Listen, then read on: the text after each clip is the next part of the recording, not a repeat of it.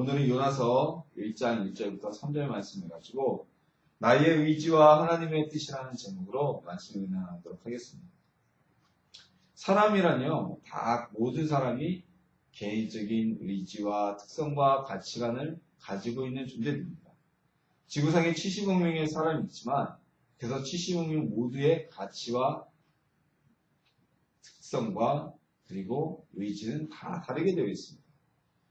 심지어는요, 똑같이 생겼다고 우리가 얘기합니다. 아주 비슷하게 생긴 일란성 쌍둥이도 가지고 있는 가치관이 서로 다르고요. 그리고 같은 취미를 가지고 모인 동호회 모임에서도 서로 가지고 있는 가치관은 다 틀립니다. 심지어는 예수 그리스도의 은혜로 죄사함을 받고 구원받고 변화받은 하나님의 자녀가 모인 교회 내에서도 각 개인의 각 성도들의 가치관과 개인이 가지고 있는 취향은 모두 다 다릅니다. 이 각 사람이 가지고 있는 가치관은요, 개개인의 인생의 목표를 정하는 데 있어서 그리고 개개인의 삶을 살아가는 데 있어서 아주 커다란 영향을 끼치게 되어 있습니다. 확고한 가치관을 가지고 사는 사람은요, 자신의 그 가치관을 실현하는 데 있어서 외부에 어떤 압박이 있더라도 그리고 어려움이 있더라도 전혀 영향받지 않고 꿋꿋이 자신의 삶을 살아갈 수가 있습니다. 그렇게 강한 가치관을 가지고 있지 않더라도 모든 사람은요, 가치관에 자신의 인생의 목표를 가치관에 따라 두고 그리고 살아가기를 원하고 있는 겁니다. 그런데 누군가가 또는 어디에선가 외부적인 요인으로 자신이 가지고 있는 가치관에 대해 비난을 받거나 그 가치관이 부정당하게 되면 아주 격렬하게 저항을 하게 되죠. 대표적인 게 무엇입니까? 우리 질풍노도의 시기 중에 청소년들이 부모로부터 넌 아니야, 그건 아니야라고 가치관을 부정받으면 격렬히 저항하고 반항하는 그 모습이 바로 가치관의 부정에 대해서 나타나는 후폭풍이라는 겁니다. 왜냐하면요, 사람들이 가치관이 부정하는 것에 대해서 격렬히 저항하는 것은 자신이 가진 가치관이 부정당하는 것은 지금까지 자신이 살아왔던 삶 그리고 그 가치관을 통해서 앞으로 나아갈 삶이 송두리째 부정되는 것이기 때문입니다. 자, 그런데 만약에 사람이 아니라 하나님께서 우리가 가진 가치관과 다른 사명을 우리에게 주신다면 우리는 어떻게 해야 될까요? 사람들은 어떻게 반응하게 될까요? 우리 성경 말씀에서 오늘 우리에게 주어진 사례들을 통해서 하나님께 가치관을 가지고 자신의 가치관대로 하나님께 저항하고 순종하지 않은 사람들 그리고 자신의 가치관을 접고 하나님께 순종한 사람들 그들의 모습을 살피고요. 우리에게 주신 하나님의 메시지를 깨닫는 시간이 되기를 예수님의 이름으로 소망합니다. 우리 오늘 본문 말씀은 우리가 다 알다시피 구약의 선지자였던 요나의 이야기입니다. 요나서가 성경에서 차지하는 비중은 아주 작습니다. 구약 성경에서도 요나는 단 4장에 불과한 성경입니다.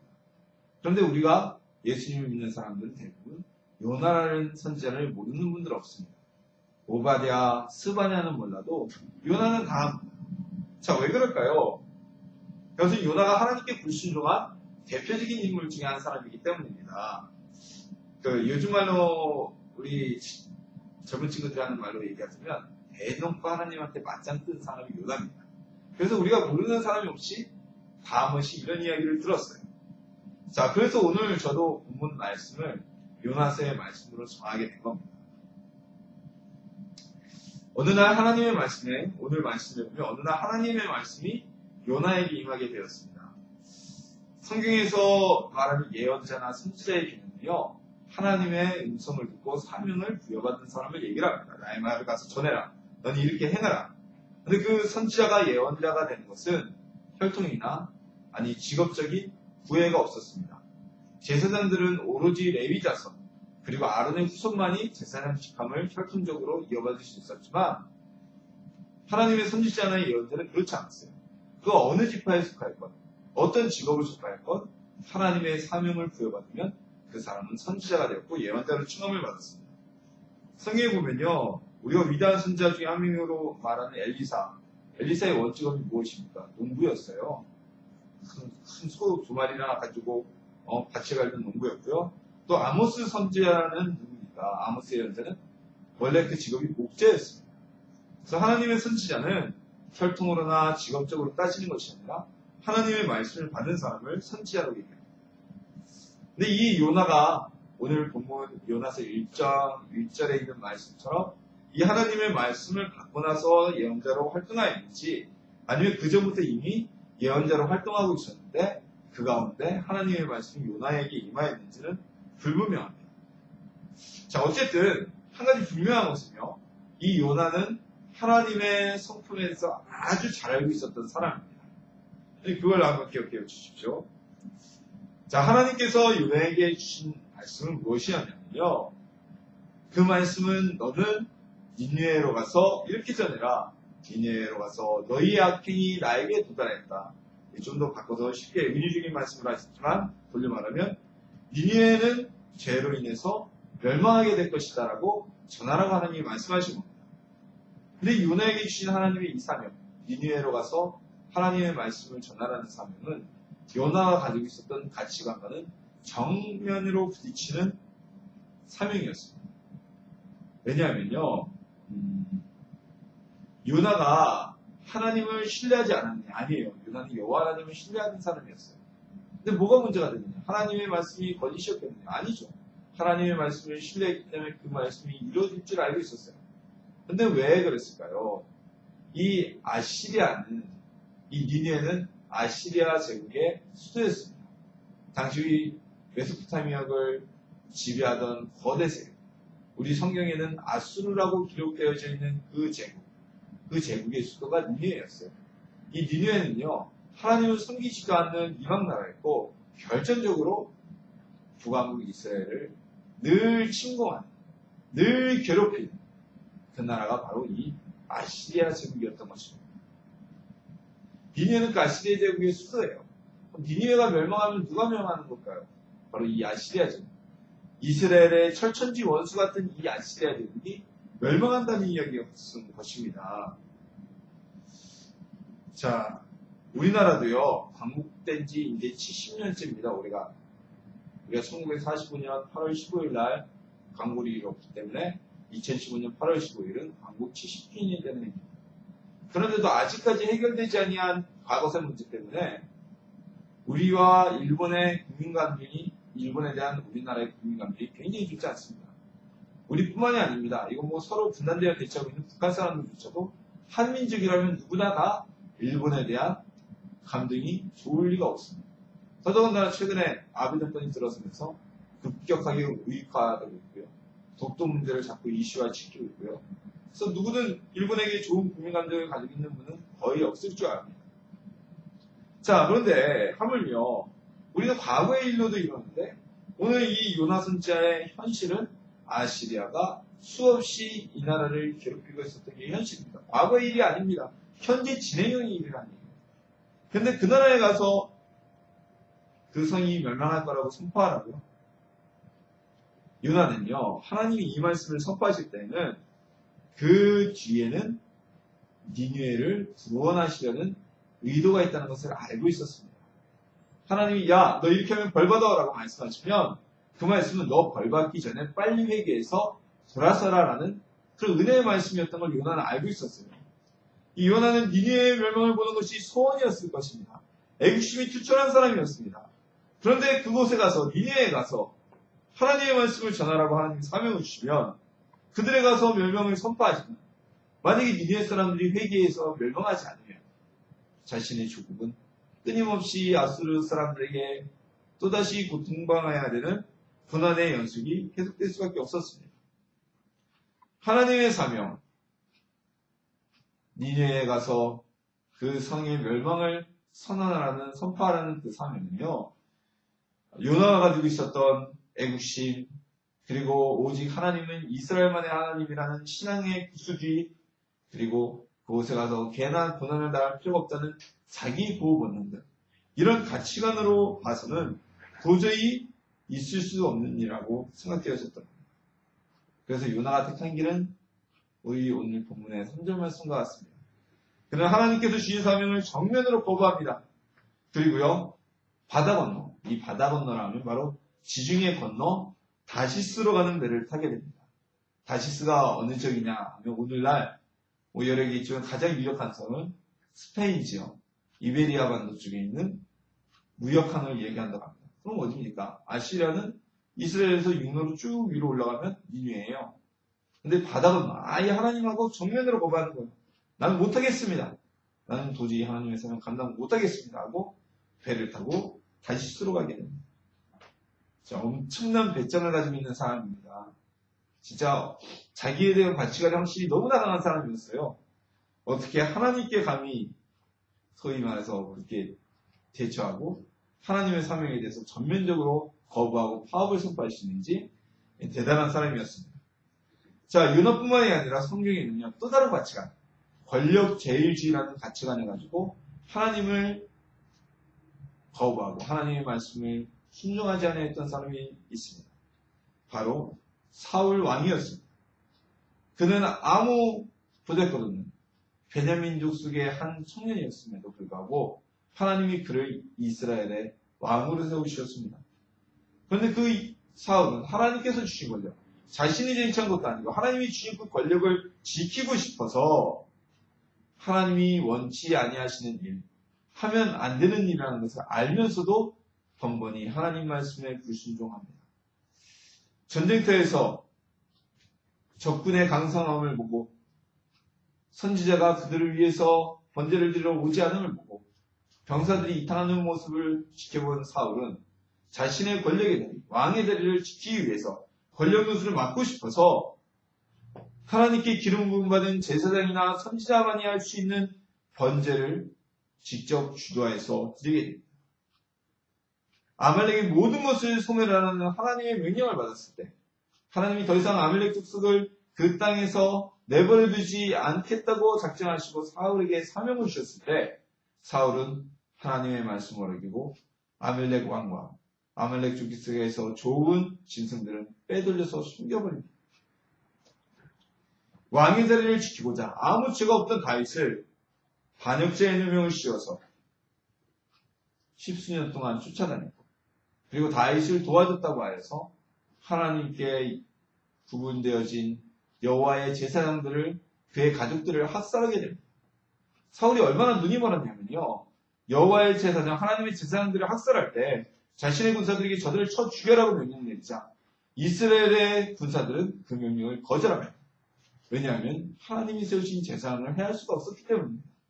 그러자 사울하고 곁에 있던 용병들, 이방인으로 구성된 용병부대를 통용하여서 제사장의 가족과 제사장들을 학살하는 죄악을 범하게 됩니다. 사울왕에 있어서 가치관의 최고 접종은 권력을 지키는 것이었습니다.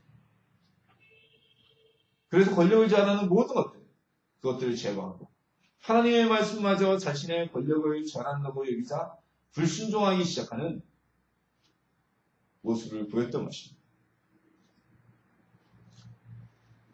반면 우리 성경에는 요나와 사울왕처럼 자신의 사명을 자신이 가진 가치관과 맞지 않다고 하여 거부하지 아니하고 자신의 가치관을 포기하고 하나님 뜻에 순종한 사람들이 있습니다.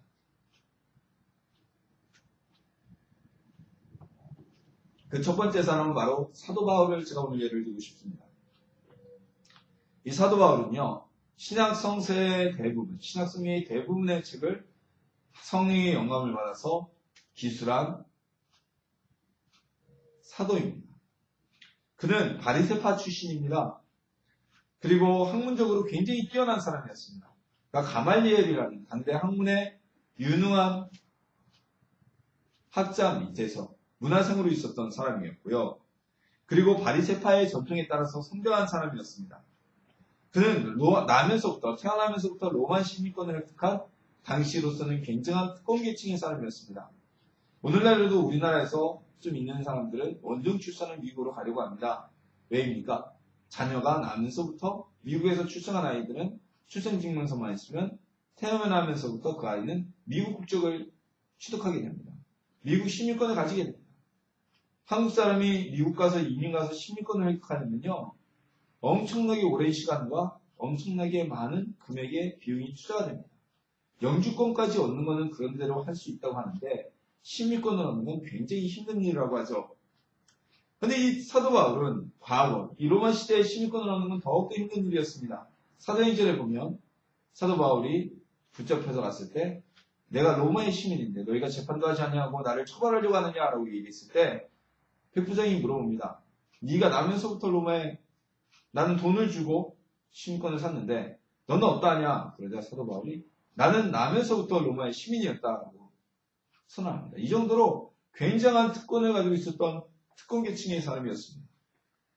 그리고 과거에는 우리나라도 그렇지만 공부를 많이 할 수 있었다는 것, 그것은 바로 경제력을 뜻합니다. 돈이 없으면은 공부를 할 수가 없었어요. 우리나라도 뭐 불과 얼마나 됐습니까? 우리나라도 한 1960년대, 50년대만 가면 돈이 없어서 초등학교만 나오고 공부를 더 이상 못하신 분들 대다수였잖아요. 그때 당시 돈이 있으면 뭐 다 공부를 할 수 있었죠. 근데 돈이 없으니까 식구들을 먹여 살리고 자기 맞벌이를 해야 되니까 간신히 초등학교만 졸업하고 공장으로 아니면 산업 현장으로 나가는 그런 분들이 많이 있었습니다. 이 바울이 가말리알의 문화생까지 들어갈 정도였다면 그가 굉장한 경제력을 소유하고 있는 가문의 사람이었다는 것 우리가 알 수가 있습니다. 그리고요, 이 바울은 핍박에 그리스도인들, 예수님 믿는 사람들 핍박에 남다르게 열정적으로 앞장섰습니다. 스데반이 돌려쳐 맞아 죽을 때 그것이 옳다고 증언하는 대표 증인이 되었고요.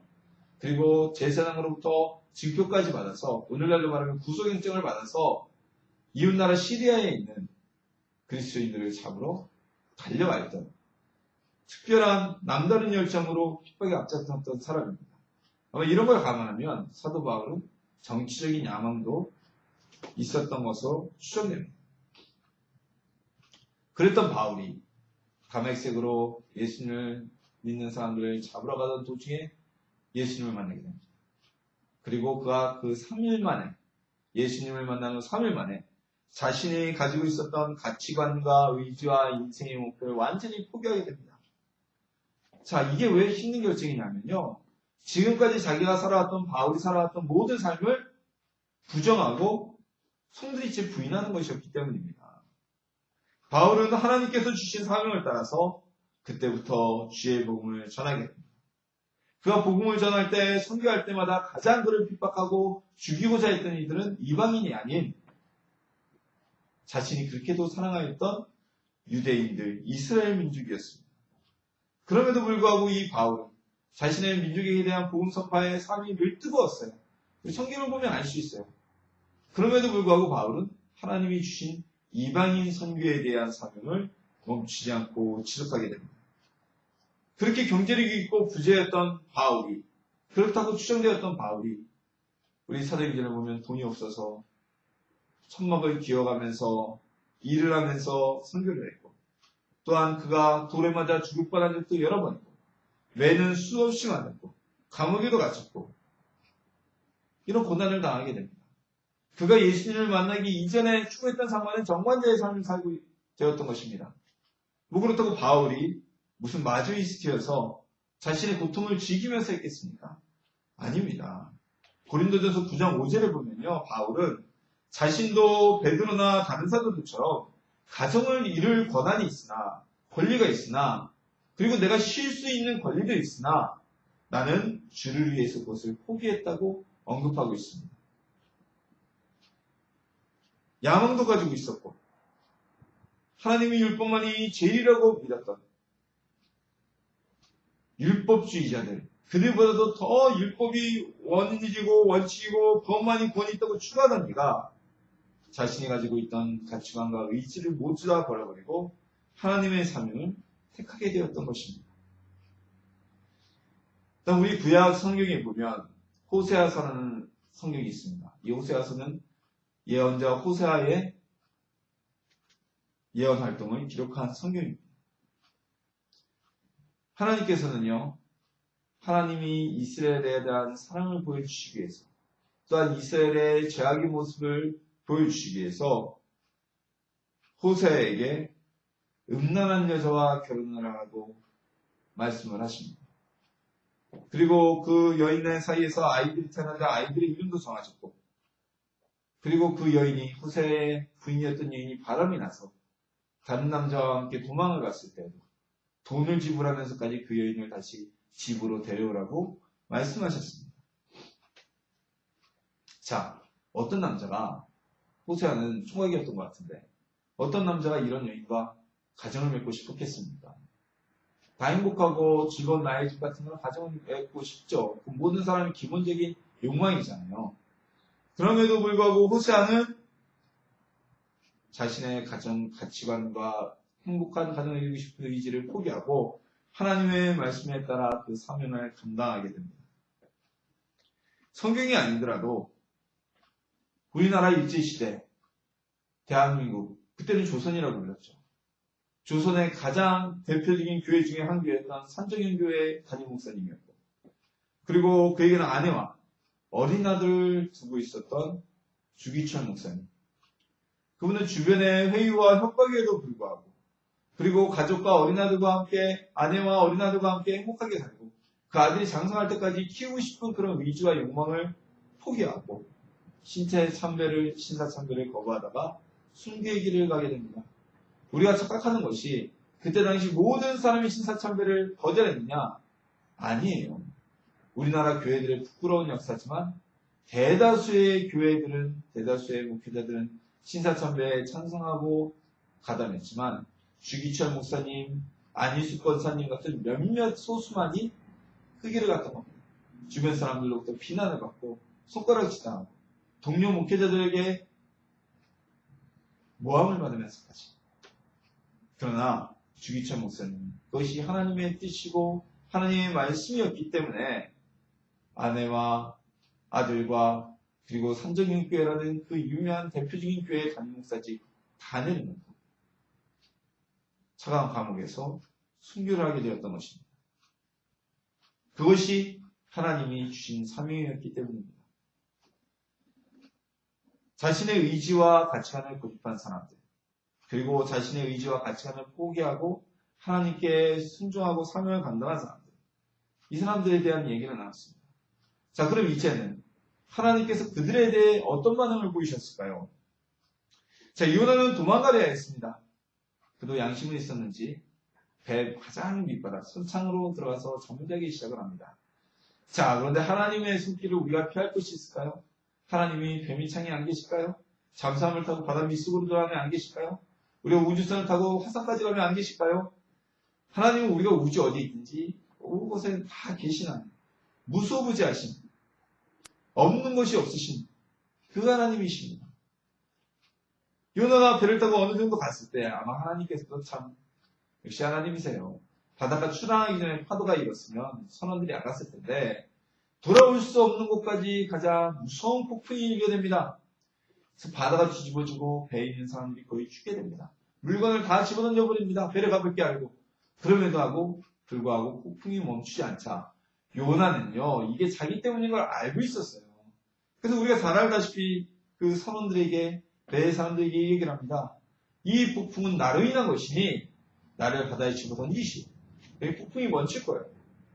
이 배에 타고 있었던 선원들과 사람들은 참 양심적이고 참 신실한 사람들이었어요.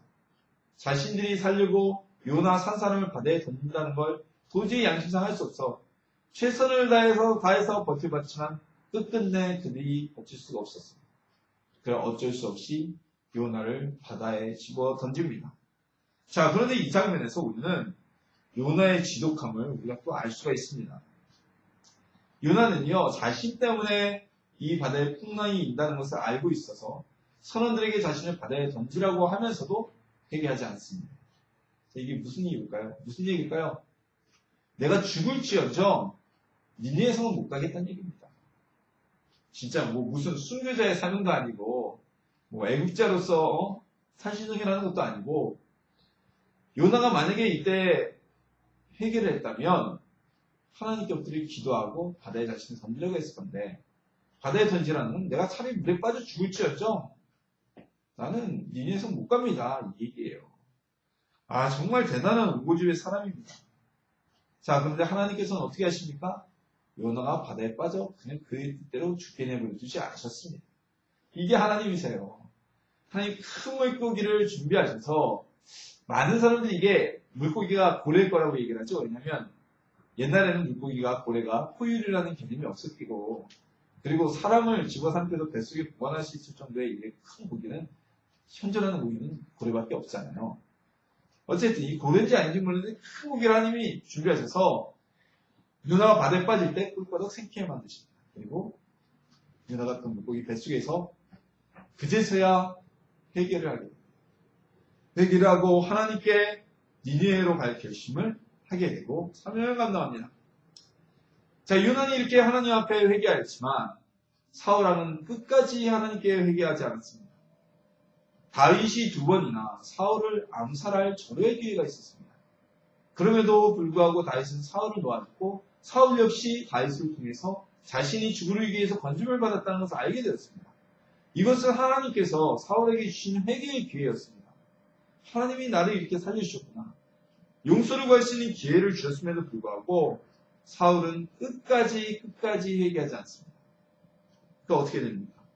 전쟁터에서 적군에게 패배하여 아들들과 함께 모조리 후손과 함께 전사를 당하게 됩니다. 죽음을 맞게 됩니다. 그리고 사울의 시신은 적군들에 의해서 토막이 쳐져서 성벽에 매달리는 수치를 당하게 됩니다. 온전한 시신을 거두지 못합니다. 토막 쳐져서 적군의 성벽에 매달리는 수치를 당하게 됩니다. 아주 비참한 최후를 얻게 됩니다. 자, 반면 사도 바울은 어땠습니까? 하나님께 자신의 가치관을 포기하고 그때까지 자기가 살아온 추구했던 권력과 율법을 위한 삶을 모두 다 포기하며 가난함 속에서 가정을 이루지 아니하고 쉬지 않고 주의 복음을 전했던 그 사울, 그 사도 바울, 그는 오늘날 사도 중에 으뜸인 사도로 평가받고 있습니다. 베드로가 수제자라고 얘기하지만 사실 사도 바울은 예수님께 말씀을 직접 사사한 적이 없어요. 사도라는 것은 말씀을 배운 자, 제자를 뜻하는데 그럼에도 불구하고 사도 바울이 선교에 맺은 열매나 교회에 오늘 끼친 영향력들은 베드로를 능가하고 있습니다. 그가 하나님의 복음을 전하다. 끝까지 전하면서 그는 순교의 자리까지 가게 됩니다. 그러니 하늘의 상급은 말할 것도 없을 것이고 오늘 성경의 대부분의 성서가 신약 성경의 대부분의 성서가 사도 바울을 통해서 기록되어졌다는 것을 우리에게 전해지는 놀라운 축복을 받게 된 것이 아니겠습니까? 하늘의 상급을 가장 경어서 얻게 됐던 것입니다. 호세아도 마찬가지입니다. 호세아도 그 고난의 삶을 살았을 줄 몰라도 하늘에서 그의 상급은 놀랍게 클 것입니다. 주기철 목사님, 하나님의 말씀에 순종하여서 아내와 자녀를 두고 그리고 영광의 자리를 버리고 순교하였습니다. 주기철 목사님이 세상을 떠날 때 12살이었던 그 아이.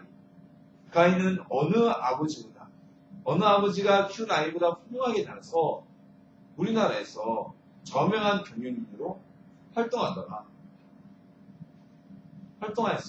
그리고 지금은 돌아가셨는데요. 몇 년 전에 하나님께서 주기철 목사님의 아들, 그 자녀를 훌륭하게 자라도록 도우시고 축복하십니다. 그 주기철 목사님 하면 우리 한국교회 가장 자랑스러운 목회자, 한국교회의 자랑, 어디 가서 이렇게 손꼽히는 목사님이 아닙니다. 하늘에서 상급은 말할 것도 없을 것이고요. 그 영광은 말할 것도 없을 것이고. 오늘 말씀을 다시 한번 정리해 보길 원합니다. 그러면서 마무리 짓기를 원합니다. 지금까지 우리가 나눴던 말씀들, 이 말씀에 등장하는 사람들, 이들은 모두 다 하나님의 백성들이었습니다. 다시 말해서 오늘날로 말하면 예수님을 믿는 저와 여러분 같은 하나님의 자녀들이란 말입니다. 오늘 우리에게도 우리가 가진 가치관과 우리가 소망하는 인생의 삶과는 정반대된 사명을 하나님이 우리에게 주실 때가 있습니다. 우리에게 그 길을 가라고 요구하실 때가 있습니다. 이렇게 하라고 말씀하실 때가 있습니다. 나는 정말 하기 싫은데, 나는 저걸 하고 싶은데 하나님은 이쪽 거를 하라고 요구하실 때가 있다는 겁니다. 이럴 때 우리가 어떻게 해야 되겠습니까? 오늘 설교에 답이 다 나와 있지 않았습니다. 지금까지 우리가 그 말씀을 나눈 게 아니겠습니까? 하나님 말씀에 순종하는 자에게는 축복과 영광이 있습니다. 하늘의 상급이 있습니다.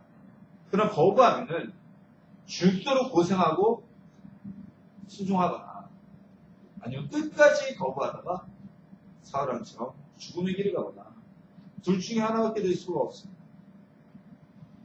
예수님께서 말씀하셨습니다. 누구든지 나를 따라오려거든 자기를 부인하고 자기 십자가를 지고 나를 따를 것이니라. 우리를 구원하시기 위해서, 우리의 죄를 속죄하시기 위해서 스스로 하늘의 보좌를 포기하고 이 땅에 오셔서 십자가를 지신 예수님처럼 내가 가진 의지, 내가 가진 가치관, 나의 자아의 행복을 하나님 앞에서 내려놓고 하나님께서 원하시는 길을 가는 사명을 감당하는 하나님의 자녀가 되기를 주님의 이름으로 축복합니다.